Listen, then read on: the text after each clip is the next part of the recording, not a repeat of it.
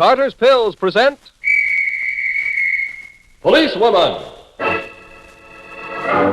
Tonight, the case of the scheming bridegroom, based on an episode in the career of Lieutenant Mary Sullivan for 35 years on the New York City Police Force.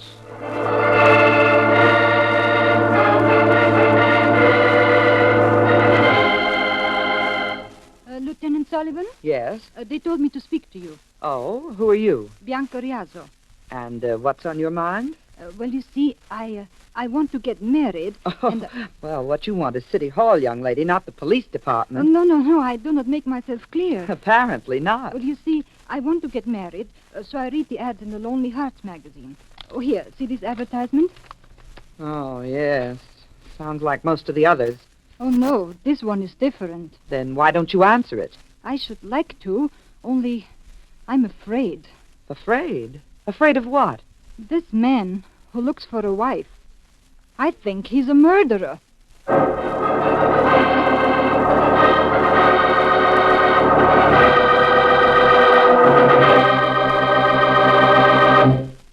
Before we continue with tonight's policewoman adventure, here is something we feel you should know about.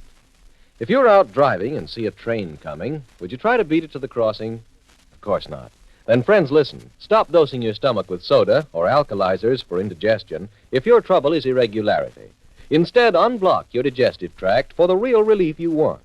For your real trouble is not in the stomach, but in the rest of the digestive tract, where 80% of your food is digested.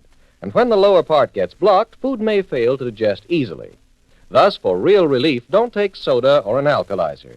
You want something to unblock your lower digestive tract, something to clean it out gently but effectively. Help nature get back on her feet. Get Carter's Pills right now, because taken as directed, Carter's Pills gently and effectively unblock your digestive tract. This permits all 5 of nature's own digestive juices to mix better with your food. You get genuine relief from indigestion so you can feel really good again. Buy Carter's Pills at any drugstore, and let Carter's Pills unblock your digestive tract for real relief from indigestion due to irregularity. Now back to Policewoman, the case of the scheming bridegroom.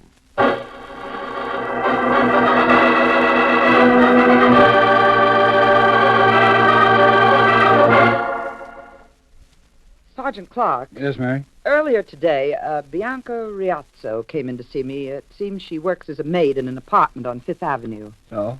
Well, about 6 months ago, there was a cook in that house named Frida. Both girls began answering these lovelorn ads, you know, the ones that appear in certain magazines. Oh, sure. Wife wanted, you mean, and so forth? Yes. Well, Frida answered an ad and then left for California. Yes, and I can guess the rest of it, Mary. The man who sent for her was a crook who wanted to cheat her out of her life savings. Worse than that, Sergeant. Oh? Murder? Exactly. Now, Bianca gave me a full description, and I started calling the California police. I learned that a girl answering Frida's description was found dead in Newtown, California, about 6 months ago. Everything checks. Did they catch the killer? No. All they have are some fingerprints, which were left on Frida's handbag. Well, how come Bianca came to see you today? Well, last night she ran across another advertisement in this Lonely Hearts magazine. The ad was identical with the one that Frida answered. Oh, he shifted his operations from California to New York. Right. Does Bianca know what Frida's intended looked like? Yes, Frida showed her a picture. That's all she knows. Well, there's the matter of the fingerprints. Yes, now, if I could get a sample... Mary, don't tell me. You're right, Sergeant. I need a husband desperately. So I'm answering that ad myself right away.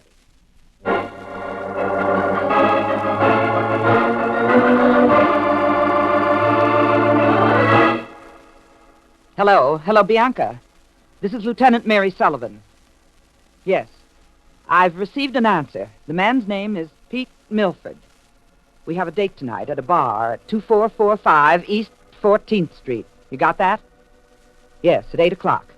Now, I want you to come to that bar. If you recognize Milford, I want you to say, "Very hot tonight, isn't it?" You get it? Very hot tonight, isn't it?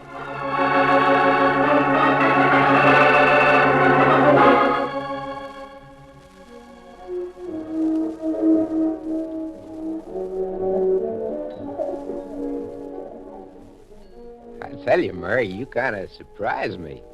I never thought you'd be such a pretty one. Oh, Pete, you're not so bad yourself. Like I was telling my Uncle Shorty, don't mind if I get hitched now, and I don't mind if she's pretty. Your Uncle Shorty. Who's he? Oh, he's my uncle on my ma's side. Oh. Before you and I can take the final steps, I guess Uncle Shorty's going to have to prove. Yeah, say, Pete, when we get if and when we get married, where are we going to live, huh?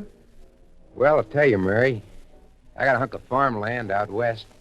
Soil's not so bad, but needs improvements. Well, why haven't you made them? Got no money, Mary. Do you expect to get any? Well, I thought maybe the gal I married, she'd have the money. Oh. You mind if I ask you, Mary, you going to contribute something?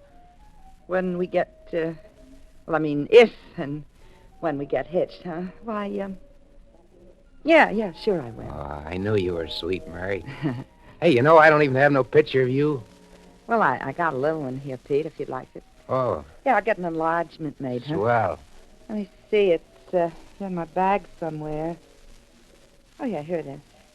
Oh, that's mighty pretty, Mary. Yeah, looks just like you. Now give it back to me. Okay, but don't forget I want that enlargement. Sure. Oh, look, Pete, there's a friend of mine, a girlfriend. Hey, Bianca. Bianca, come here. Oh, Mary, imagine meeting you here. I want you should meet a friend of mine. Sure. In fact, you might say he's almost my fiancé. Oh, I'm so glad. Bianca, this here's Pete Milford. Pete Milford, glad to meet you. Likewise, I'm sure. Can you sit down with us? No, I must be going right away. Oh, come on, sit a while, huh? No, I can't. I'm not feeling too well. Very hot tonight, isn't it?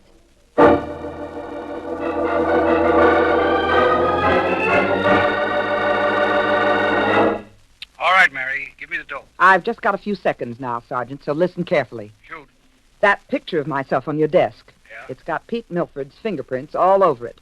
Now, I want you to develop the prints and wire the complete set to Commissioner Williams, Newtown, California. You got that? Yeah. Have him wire back a report. Where'll you be in the meantime? Well, I've got to meet Uncle Shorty. Who? Uncle Shorty. He lives out on Jamaica Bay. Now, cut it out, Mary. I know everyone in your family. There's no Uncle I Short. can't explain now, but after I see Uncle Shorty, I'll call you back.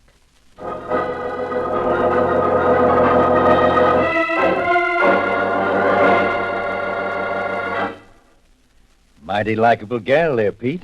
I told you I can pick him, Uncle Shorty. Oh, now, will you two stop that man talk? Well, I'm happy for both you, Pete. If you want my blessing, you have it. Gee, thanks, Uncle Shorty. Say, when you planning to tie up? Oh, pretty soon, maybe in a couple of days. Well, then why wait? How about eloping tonight? Yeah, never thought of that. Listen, Pete, you're heading back to the farm after the wedding, aren't you? Uh-huh. Well, then why don't you head out west tonight? I know Justice the Peace crossed the state line. He'd marry you in a minute. Then you go on the farm. Oh, Pete, that sounds so romantic. Yeah, I guess I like that idea. Only, how do we do our traveling? I got a station wagon, ain't I? Look, Mary, you head back to your house and get ready. Then come out here to Jamaica Bay.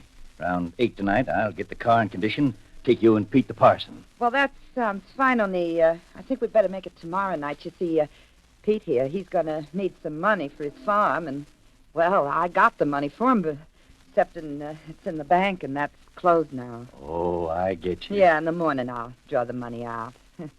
What do you got to say to that, Pete? Mary, all I gotta say is that things are working out mighty fine.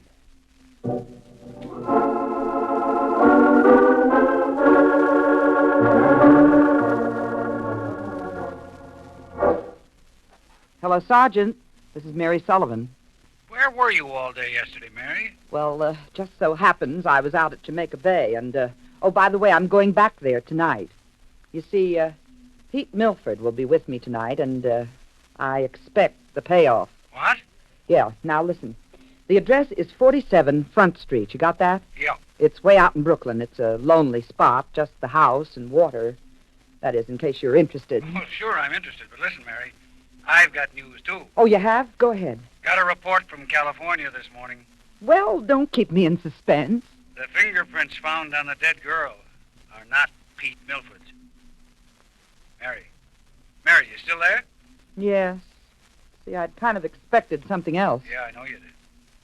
Still going to keep that date with Pete? Yeah. Oh, this is a setback, I admit, but I can't drop Pete until I'm sure.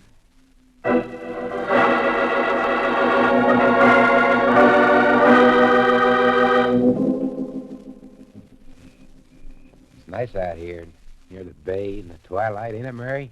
You know, I thought your Uncle Shorty was going to be waiting with his car. Uncle Shorty went down the road for a while, pick up some tools. Oh, I'm kind of glad we're alone, yeah? because we're going to be married. And I think there's something you ought to know, Mary. Well, what's that, Pete? Well, you see, I'm not much for book learning, Mary. In fact, I can hardly read and write.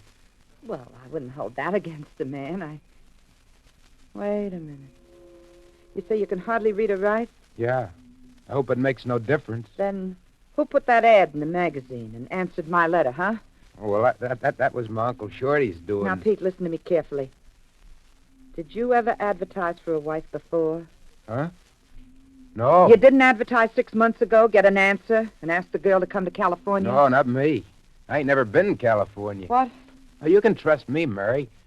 Well, now, Pete, I've got something to tell you. You see, I happen to be a policewoman. What? And I want to know the truth. Were you in California 6 months ago?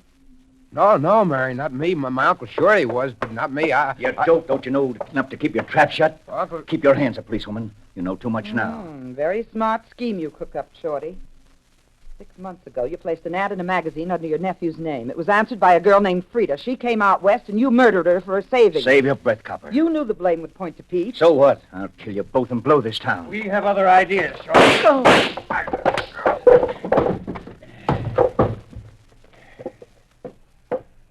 He's out cold, Sergeant. Yeah. Lucky I didn't forget the address of this place. I was right outside. I saw and heard it all.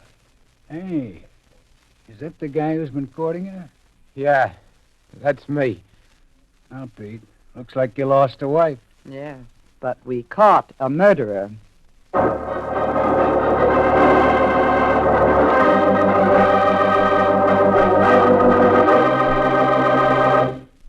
In just a moment, Mary Sullivan in person will tell you more about tonight's policewoman case. In the meantime, does your underarm deodorant really protect you and your clothes from offending others, or are you half safe?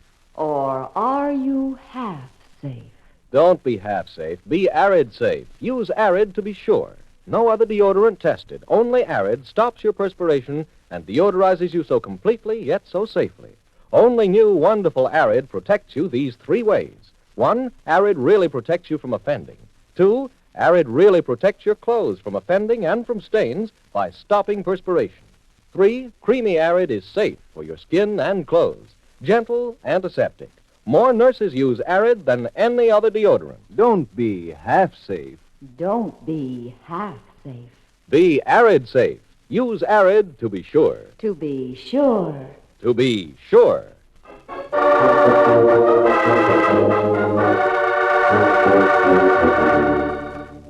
And now, here is Mary Sullivan. Pete Milford was found to be the innocent dupe of his uncle and released.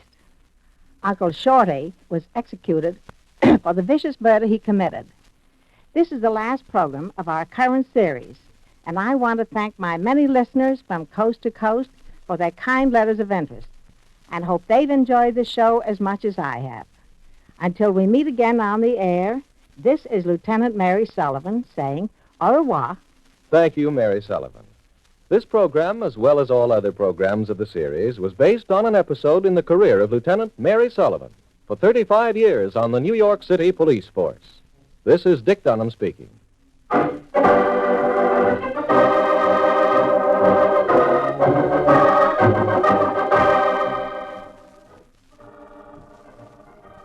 In the dramatic portion of tonight's policewoman case, leading roles were played by Betty Gard and Walter Vaughn. Policewoman is a Phillips H. Lord production.